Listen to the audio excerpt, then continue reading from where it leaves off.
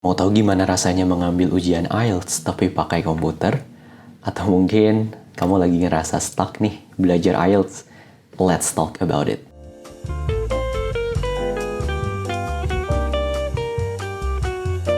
Halo, selamat berjumpa kembali.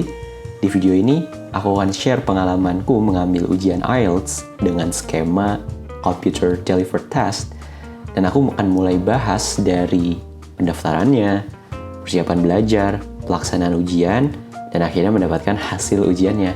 Oh ya, aku juga akan share caraku memaksimalkan overall band scoreku. So, simak terus ya. Sebelum kita bahas satu persatu, aku akan jelasin IELTS secara singkat terlebih dahulu.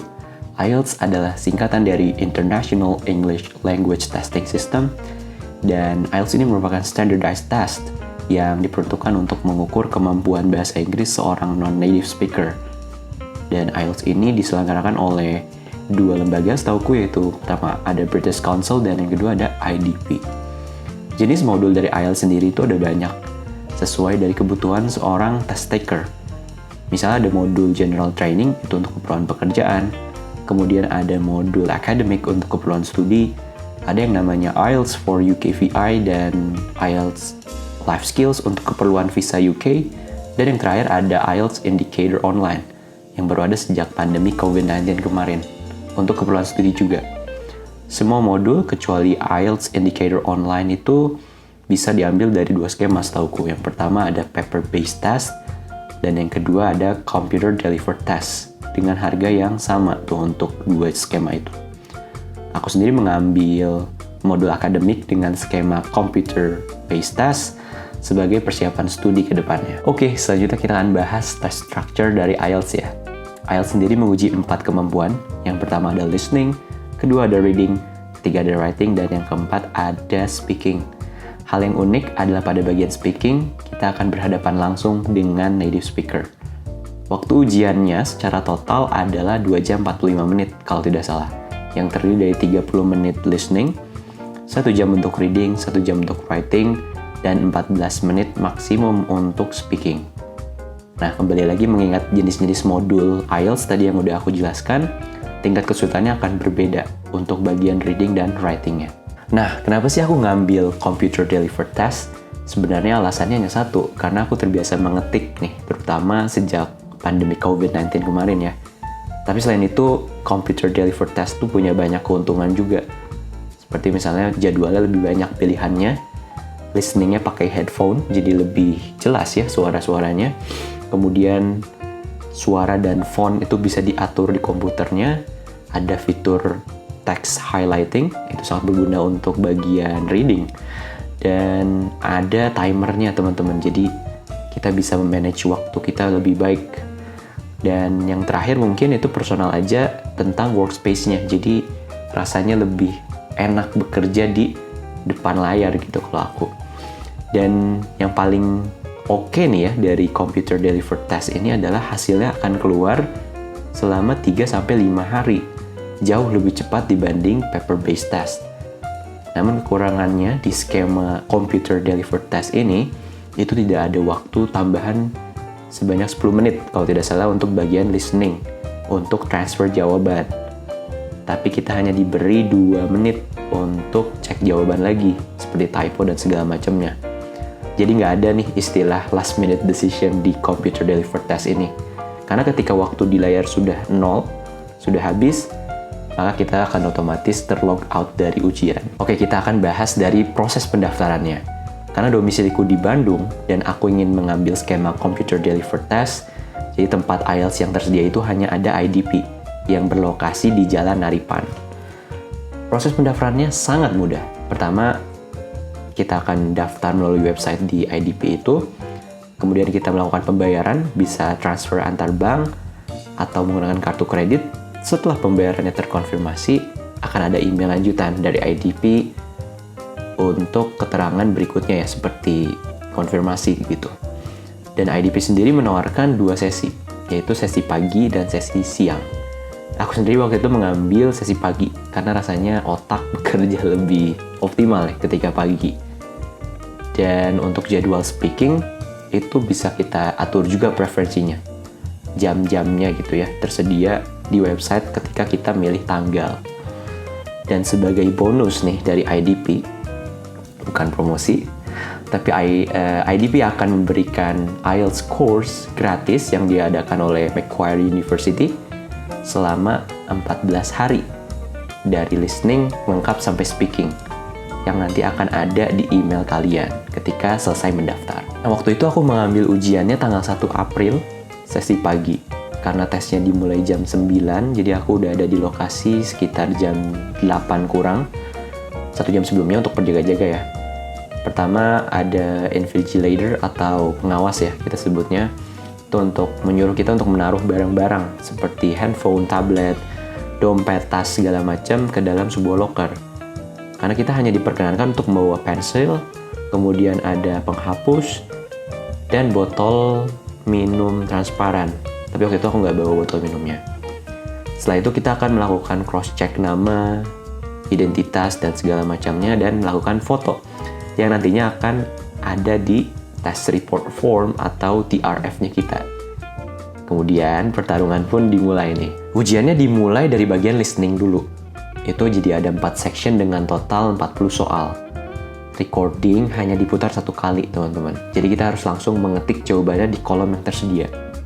Setelah listening, kita akan lanjut ke bagian reading yang terdiri dari 3 passage panjang yang topiknya mungkin seputar sains, ada sejarah, isu-isu sosial, dengan total 40 soal juga. Setelah reading, itu langsung lanjut lagi ke writing, dan bagian writing ini terdiri dari 2 tasks. Task yang pertama itu berupa mendeskripsikan data ya untuk modul akademik ini, berupa tabel, kurva, diagram yang lain, dan menulis essay di task number 2-nya. Bagian reading dan writing seperti aku udah bilang tadi akan berbeda untuk modul general training dan modul yang lain. Itu berbeda dari tingkat kesulitan, topik-topiknya untuk reading, dan untuk writing-nya itu berbeda di task 1-nya itu. Task number 1-nya ketika general training, kalau tidak salah itu ada seperti menulis surat dan keperluan general yang lain. Setelah mengerjakan 3 bagian, kita akan break dulu untuk ke sesi speaking. Karena waktu itu hari Jumat, jadi aku milih waktu break yang cukup panjang untuk sholat Jumat dan makan snack dulu. Sampai akhirnya bagian speaking pun dimulai yang terdiri dari 3 bagian. Dengan waktu total maksimum 14 menit. Setelah selesai speaking, ya tes pun selesai. Kita kemudian diminta untuk mengisi sebuah feedback form dari IDP. Kemudian kita akan pulang dan menunggu hasilnya. Ngomongin soal hasil ujian, waktu itu aku mendapatkan hasil ujiannya tepat 3 hari setelah hari Jumat. Jadi lewatin hari Sabtu, hari Minggu, dan hari Senin. Dapat di malam hari. Sesuai di website yang ada, nanti disediakan oleh IDP-nya untuk ceknya di mana. Alhamdulillah aku mendapatkan overall band score 7.5, dan rincian listeningnya band 8, readingnya band 8,5, dan writing dan speakingnya itu 6,5. Aku bersyukur, alhamdulillah, atas hasil ini karena persiapanku pun bisa dibilang cukup mepet dan cukup cepat. Jadi setelah ini kita akan bahas tips memaksimalkan overall band score ya. Sebelum ke tips, I highly recommend you guys to take the British Council English Score Test yang kalian bisa download aplikasinya lewat App Store ataupun Play Store. Ini bertujuan untuk mengetahui level bahasa Inggris kita ada di mana. Setelah kita tahu levelnya ada di mana, kita akan set goal yang realistis dengan waktu yang ada. Kita juga akan tahu kemampuan apa yang sudah kuat nih. Misalnya listening kita sudah bagus, atau mungkin bisa jadi speakingnya sudah bagus. Nah, kemudian untuk tips, ini aku dapatkan dari AEA English Center. Sir Ale, if you're watching this video, I just want you to know that your methods work like a charm. Tips yang pertama adalah fokus ke kemampuan pasif kalian, yaitu listening dan reading.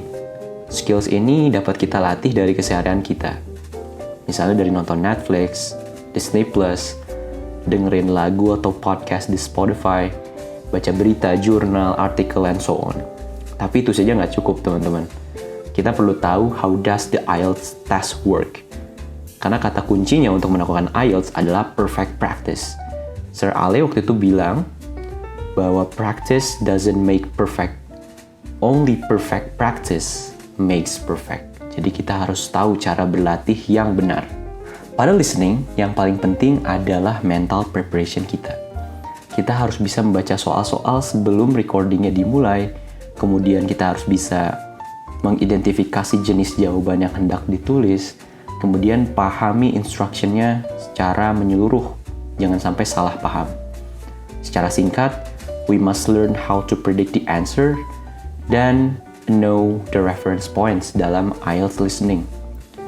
Untuk reading sendiri, pahami teknik skimming dan berlatihlah sesuai dengan kondisi ujian yang real. Jadi kondisi time practice.